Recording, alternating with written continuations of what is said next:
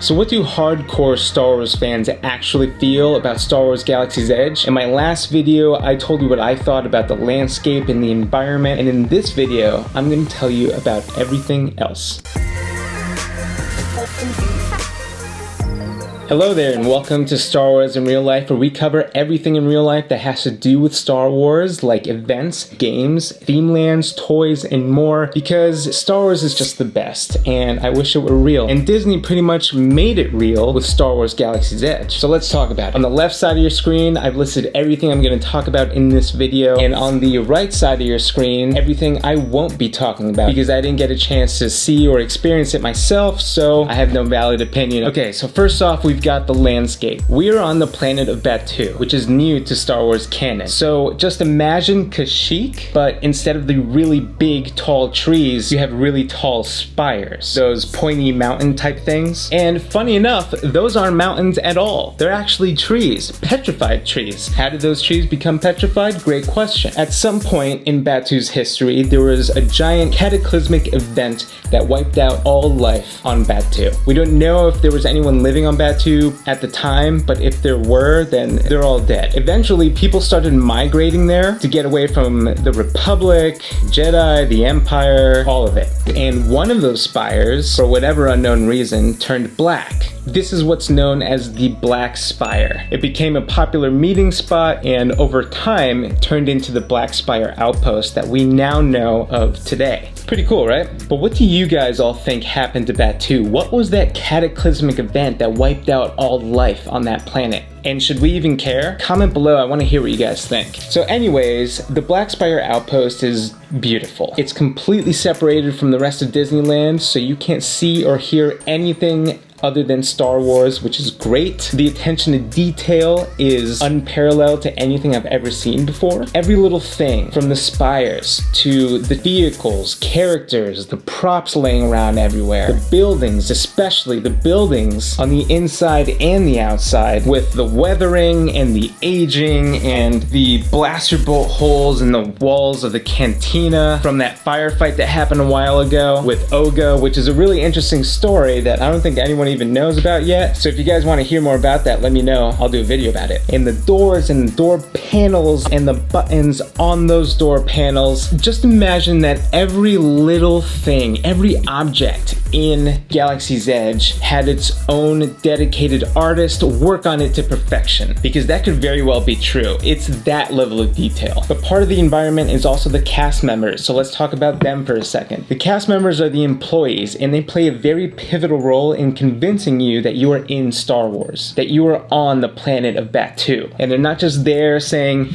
"Greetings, welcome to Batuu." No, instead they'll say "bright suns," because they have their own vocabulary. Instead of "hello there," they'll say "bright suns." Instead of "see you later," they say "till the spire," which is derivative of "until the Black Spire," like saying "until I see you next time at the Black Spire," because that's basically where everyone met. That was the only place where you can basically interact with other people. It was like the downtown of Batuu. You get it. So not only do they have their own vocabulary, but they have their own backstories, which they create for themselves, which is pretty awesome. They pretty much give them free reign, except they tell everyone to leave the main characters out of it, you know, because to try to keep everyone's backstories in line with existing canon, it would just be a mess. So you have to create new characters and new stories, but still, like, it's really cool.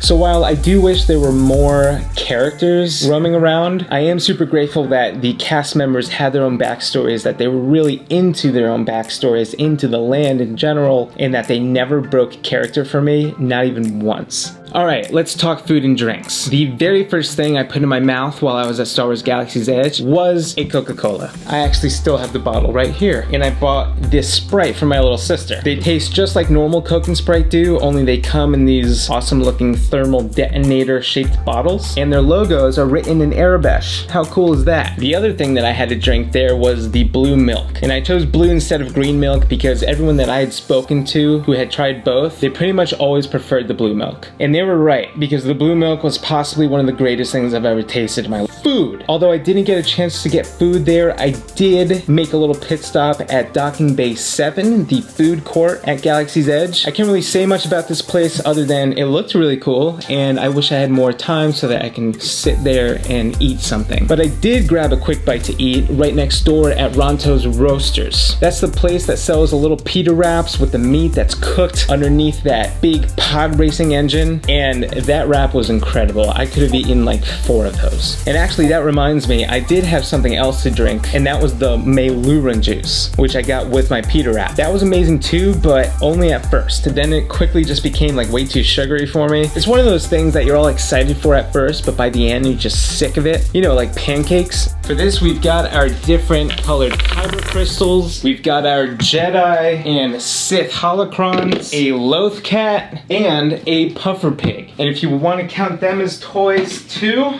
we have a lightsaber and a droid. Okay, so I've already spoken extensively about the kyber crystals and the holocrons, so if you want to know more about how I really feel about this stuff, then check out this playlist up here. I've also spoken about the lightsabers at Star Wars Galaxy's Edge, specifically about how much I love the new attachment mechanism for the blades, and also how strong the blades are. Those videos are up in that playlist as well. Okay, so the BB unit was an absolute blast to build. There's a video on that as well. My thoughts on it: I love the experience. I loved the cast member that helped us build it, but it is like really tricky to drive. Oh, I don't know if you guys know this or not, but with your droid, they also give you a remote control. This lets you operate the BB unit. You can move it around, make it play noises, and I love that, but BB units are super hard to drive. They're just in a constant state of wobble.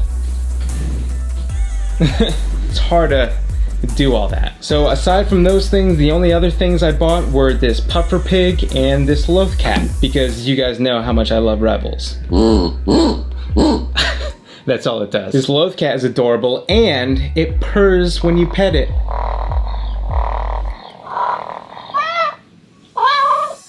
I love it. Oh, and by the way, guys, if you want to win a Sith holocron, I'm currently doing a collaborative giveaway with 2 Instagrammers, Star Wars Cosplay, Thunderclap, and Cricket. We're giving a bunch of stuff away, including also this shirt, which I love. So if you want a chance at winning this stuff, then check out the link below in the comments section and the description. It's super easy to enter, and there are 5 days left. And last but not least, the experiences. What can you do, and how is it really? Let's talk the Falcon, and let's get something out of the way right now. You don't actually get to go into the Millennium Falcon. You go inside of a building with rooms in it that are made to look like the Millennium Falcon.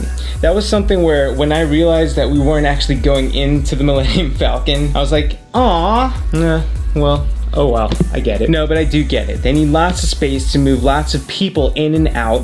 Otherwise, instead of waiting 2 hours in line, I probably would have been in that line for like 4 or 6 hours. That would not have been cool. Regarding the ride itself, it felt way too short. And again, I get it, there's lots of people in line, but still, I can't not say it. It was really short. I uploaded a real-time video of me flying the Millennium Falcon, and in it you could see that it's 5 minutes worth of non-stop action, so it just flies by. Don't get me wrong, those 5 minutes were still amazing. I was the pilot, which is what I wanted, but I don't know how much fun it was for the people behind me. The gunners, okay, so here's another kind of bummer revelation in case you're not aware. The Falcon ride consists of 6 passengers, 2 pilots, 2 gunners, and 2 engineers. The pilots fly, the gunners shoot stuff, and the engineers fix things when the ship takes damage. The pilots fly the ship by moving some joysticks. They're also in charge of boosting the engines by pressing a few buttons and jumping into hyperspace by pulling on a giant lever. And I'm not entirely sure, but as far as I could see, the only thing that gunners and engineers had to play with were buttons. And that's kind of a bummer. Because when I think of engineers, for example, I think of Leia trying her very best to like twist that thing in the back of the Falcon right before Han comes and kisses her on the face. I think of Rey bypassing the compressor. I think of using raw, unstabilized coaxium to get a temporary boost to the engines, allowing you to make the Kessel Run in a little over 12 parsecs. Not if you round down, buddy. And when I think of gunners, I think of like putting on that headset, holding that gun, and just being in that chair thing that just moves around everywhere. But that's not what happens in Smugglers Run. As far as I know, you shoot by pressing buttons on the wall, and you fix stuff by pressing buttons on the wall. Seeing as how Disney has unlimited resources and very smart and talented people working there, I'm sure they had a perfectly good reason for doing it the way they did. Maybe it's a matter of space, you know? Maybe you can't have all these people running around trying to fix stuff because someone could fall, get hurt, and sue Disney or whatever. Maybe you can't have those giant gunner chairs because you've got all these children, and you'd have to make like small chairs and adult chairs, and that would just be even more space. I don't know, but you get what I'm trying to say. God, I feel like that kid that gets all the presents on their wish list except for one, and they just get all butthurt because of that one thing. I'm sorry, I'm trying to be honest and unbiased in this review, but it's hard because I love Galaxy's Edge so much, and I'm so grateful that I can live in a day and age where like Star Wars is real. It's an amazing time to be a Star Wars fan, definitely. The final thing I want to talk about is Spark Project. That's why I decided to call this project Spark. The final thing I want to talk about is the thing that literally made me cry on multiple occasions, Savvy's Workshop, the build your own lightsaber experience. And yes, I recorded that whole experience as well. You could watch it if you want. Savvy's Workshop is a scrapyard. Think Watto's junkyard from A Phantom Menace, except imagine that Watto also collects kyber crystals and teaches people how to make their own lightsabers using scrap metal. That's who Savvy is, and that's what his workshop is all about. The whole thing is up front. While you're outside waiting in line, all the cast members that work at Savvy's Workshop treat it like a scrapyard. If you go to them asking about lightsabers, they'll correct you by saying scrap metal. If you go and ask someone, hey, is this where I can build my own lightsaber? They'll look you in the eye and they'll say, yes, this is where we collect the scrap metal. They don't wink, but you get it. Then, as soon as you get inside, the whole front just goes out the window. Some cast member is leading you inside like, hey, follow me and we'll settle up on that scrap metal you purchased.